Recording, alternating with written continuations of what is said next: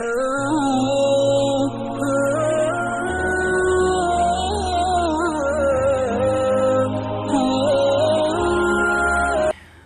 Video के अंदर क़ुरबानी के फ़ज़ाइल और क़ुरबानी के वजूब के ताल्लुक़ से बात की गई थी, यानी क़ुरबानी किसके ऊपर वाजिब है और किसके ऊपर वाजिब नहीं है। आज की इस वीडियो के अंदर क़ुरबानी के जानवरों के ताल्लुक़ से चंद बातें अर्ज़ करनी हैं। पहली बात कि क़ुरबानी किन जानवरों की जा सकती है और किन जानवरों की नहीं की जा सकती। दूसरी बात, क़ुरबानी के जानवरों की उम्र कितनी होनी चाहिए। और तीसरी बात, क़ुरबानी के जानवरों में कितने हिस्से किए जा सकते हैं, यानी कितने आदमी शरीक होकर क़ुरबानी कर सकते हैं।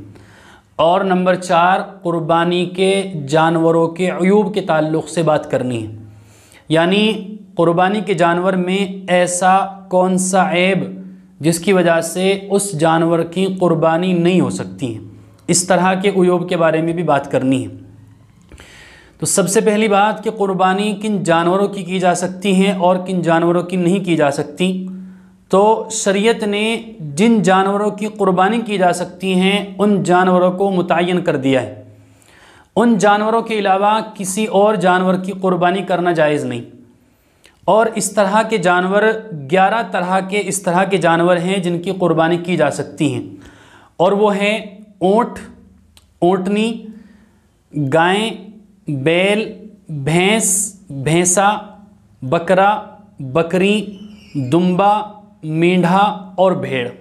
ये 11 तरह के जानवर ऐसे हैं कि सिर्फ़ इन्हीं की क़ुरबानी की जा सकती है। इनके अलावा और जानवर अगरचे वो हलाल ही हो खाने, उनकी क़ुरबानी नहीं की जा सकती। मसलन मुर्गी है, मुर्गा है, खाने हलाल हैं, सब खाते हैं, लेकिन इसकी क़ुरबानी नहीं हो सकती।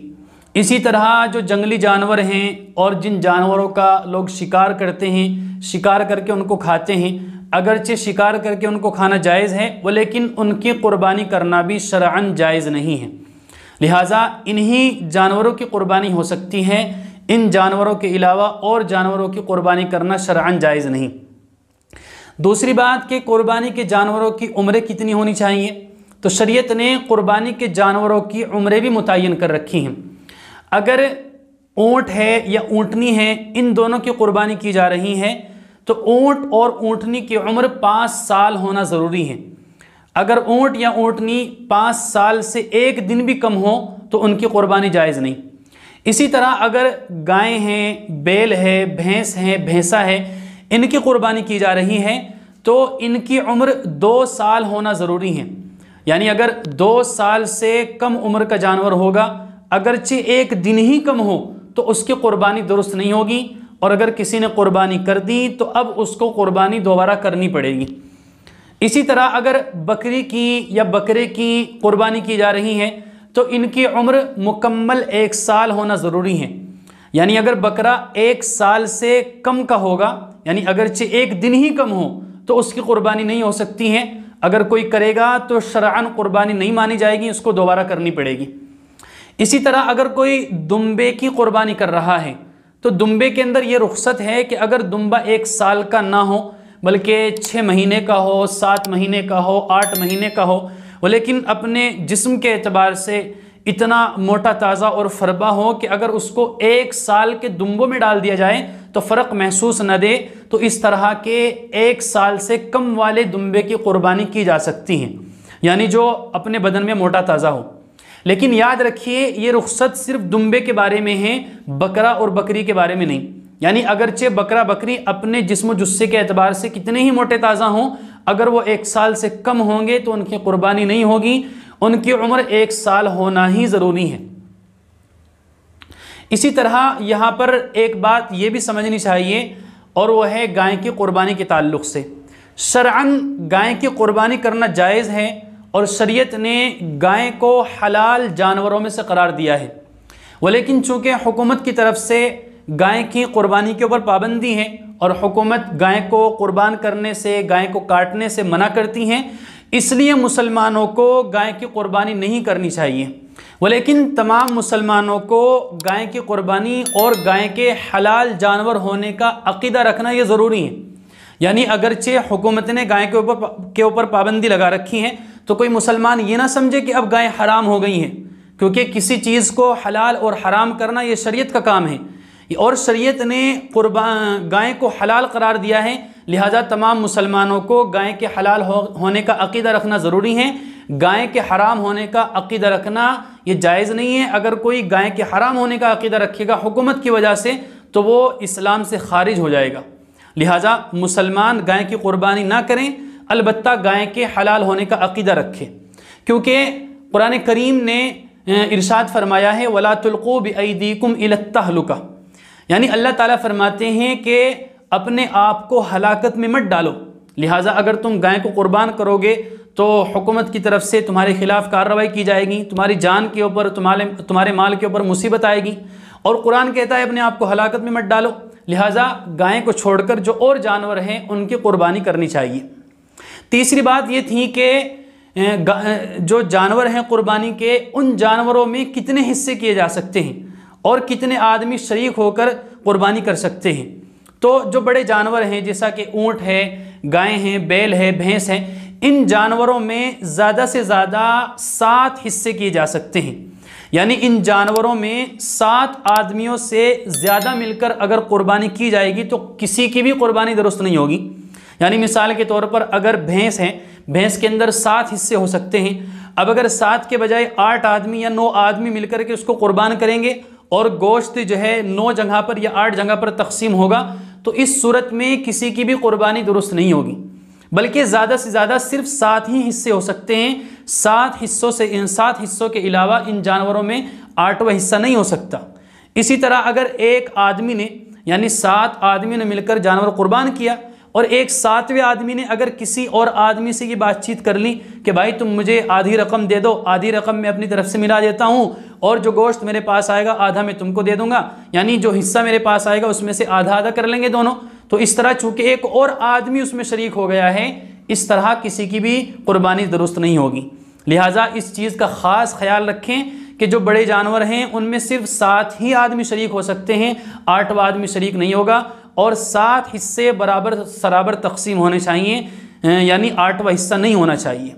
इसी तरह अगर बकरा है, बकरी है, इसकी क़ुरबानी की जा रही है, तो बकरा बकरी सिर्फ एक आदमी की तरफ से क़ुरबान किए जा सकते हैं। यानी बकरा और बकरी में सिर्फ एक ही आदमी उसको क़ुरबान कर सकता है। 2 आदमी और 3 आदमी मिलकर अगर उसको क़ुरबान करे और उसका आपस में गोश्त तकसीम कर ले, तो इस तरह किसी की भी क़ुरबानी दुरुस्त नहीं होगी। लिहाजा बड़े जानवरों में ज़्यादा से ज़्यादा 7 हिस्से हो सकते हैं, और यानी कम से कम कितने भी हों, ज़्यादा से ज़्यादा 7 हो सकते हैं, 7 से ज़्यादा नहीं हो सकते। और जो छोटे जानवर हैं जैसा कि बकरा बकरी हैं, इनमें सिर्फ एक ही आदमी शरीक हो सकता है, एक आदमी से ज़्यादा की क़ुरबानी नहीं हो सकती। इसी तरह चौथी बात ये थी कि क़ुरबानी के जानवरों के अंदर ऐसे कौन से उयूब हैं कि जिनकी वजह से जानवर की क़ुरबानी नहीं हो सकती। यानी अगर उन उयूब में से एक भी ऐसा ऐब पाया जाएगा तो अब उस जानवर की क़ुरबानी नहीं हो सकती है। इस तरह के फ़ुक़हा ने बहुत सारे उयूब बयान फरमाए हैं। आप अपने जानवर की अच्छी तरीके से तहक़ीक़ करें और उन जानवरों के अंदर ऐसा कोई भी ऐब नहीं होना चाहिए। अगर इस तरह का कोई भी ऐब होगा तो अब उसकी क़ुरबानी शरअन दुरुस्त नहीं होगी। लिहाजा इस तरह के बहुत सारे उयूब फ़ुक़हा ने बयान फरमाए हैं, जिनमें से सबसे पहला ऐब तो ये है कि अगर कोई जानवर मजनून हो और अपने जुनून की वजह से वो चारा न खा सकता हो, तो अब ऐसे जानवर की क़ुरबानी नहीं की जा सकती है, ऐसे जानवर की क़ुरबानी नहीं होगी। इसी तरह अगर कोई जानवर ऐसा है कि जिसको ख़ारिश की बीमारी हो यानी ख़ारिश की वजह से वो इतना कमज़ोर हो गया हो, यानी बहुत ज़्यादा कमज़ोर हो गया हो, तो अब ऐसे जानवर की क़ुरबानी भी नहीं की जा सकती। इसी तरह अगर कोई जानवर इतना लागिर और इतना कमज़ोर है कि उसके बदन के ऊपर गोश्त वगैरह का गुद्दा बाकी नहीं रहा और हड्डियाँ ही हड्डियाँ हैं पूरे बदन के ऊपर, तो ऐसे जानवर की क़ुरबानी करना भी शरअन दुरुस्त नहीं है। ये भी ऐसा ऐब है जिसकी वजह से जानवर की क़ुरबानी नहीं हो सकती। इसी तरह अगर कोई जानवर ऐसा है, यानी कमज़ोरी की वजह से या किसी बीमारी की वजह से ऐसा है कि वो क़ुरबान गाह तक चलकर नहीं जा सकता, अब ऐसे जानवर की क़ुरबानी करना भी दुरुस्त नहीं है, उसकी भी क़ुरबानी नहीं होगी। इसी तरह अगर कोई जानवर ऐसा है कि जो अंधा है, बिल्कुल नहीं देख सकता, उसकी क़ुरबानी भी करना दुरुस्त नहीं। और अगर कोई जानवर देख तो सकता है अगर देखने में उसकी जो है 1/3 बिनाई चली गई है तो अब उसकी भी कुर्बानी दुरुस्त नहीं। और अगर 1/3 से कम उसकी बिनाई गई है, यानी थोड़ी बहुत ही बिनाई गई है वरना ज़्यादातर देख लेता है, तो अब ऐसे जानवर की कुर्बानी की जा सकती है। इसी तरह ऐसा जानवर के जिसके पैदाइशी कान ना हो, ऐसे जानवर की कुर्बानी करना भी दुरुस्त नहीं। इसी तरह ऐसा जानवर कि जिसके थनों का सिरा कटा हुआ हो, उस जानवर की कुर्बानी करना भी दुरुस्त नहीं। इसी तरह ऐसा जानवर के जिसके मसलन 4 थनों में से 2 थन खुश्क हो गए, मसलन भैंस है या गाय हैं, उसके 4 थनों में से 2 थन खुश्क हो गए, तो अब उसकी कुर्बानी करना भी दुरुस्त नहीं, यानी उसकी कुर्बानी नहीं हो सकती। इसी तरह अगर बकरी है, उसके 2 थनों में से 1 थन खुश्क हो गया तो उसकी कुर्बानी भी नहीं हो सकती है। अगर कोई उसकी कुर्बानी करेगा तो उसकी कुर्बानी नहीं होगी। इसी तरह ऐसा जानवर कि जिसकी नाक कटी हुई हो, अगर उसकी नाक नहीं है या नाक कटी हुई है तो उसकी कुर्बानी भी नहीं हो सकती। इसी तरह ऐसा जानवर कि जो खुनसा जानवर हो, उसकी कुर्बानी करना भी दुरुस्त नहीं है। और फुक़हा ने लिखा है कि खुनसा जानवर का चूँकि गोश्त नहीं गलता, इस वजह से उसकी कुर्बानी करना दुरुस्त नहीं। लेकिन अगर खुनसा जानवर का गोश्त आसानी के साथ गल जाए तो अब उसकी कुर्बानी की जा सकती है, उसकी कुर्बानी में कोई हरज नहीं। इसी तरह अगर किसी जानवर ने अपने किसी दीवार वगैरह में टक्कर मार करके अपने सींग तोड़ लिए हो, तो अगर उसके सींग जड़ से टूट गए हो और उसका असर उसके दिमाग पर पहुंच गया हो तो अब ऐसे जानवर की कुर्बानी दुरुस्त नहीं। लेकिन अगर उसके सींग जड़ से नहीं टूटे बल्कि मामूली से टूटे हैं या उसके सींगों का खौल उतरा है तो ऐसे जानवर की कुर्बानी की जा सकती है, उसमें कोई हर्ज नहीं है। तो ये चंद उयूब हैं जिनकी वजह से जानवर की कुर्बानी दुरुस्त नहीं होती है। आप जब जानवर ख़रीद कर लाएँ तो उस जानवर की अच्छी तरीके से तहकीक करें और तहकीक करने के बाद उस जानवर को कुर्बान करें। अगर उस जानवर के अंदर इस तरह के अयूब हों या इन अयूब में से कोई एक भी उसके अंदर पाया जाए तो फिर ऐसा जानवर कुर्बान न करे, ऐसा जानवर ख़रीदने से एहतियात करे, बल्कि ऐसा जानवर ख़रीदे जो बेहतरीन तंदुरुस्त हो, अच्छा खासा मोटा ताज़ा हो, जिसके अंदर कोई ऐब ना हो, ताकि कुर्बानी करने में कोई परेशानी ना हो और कुर्बानी सही तरीके से अदा हो जाए।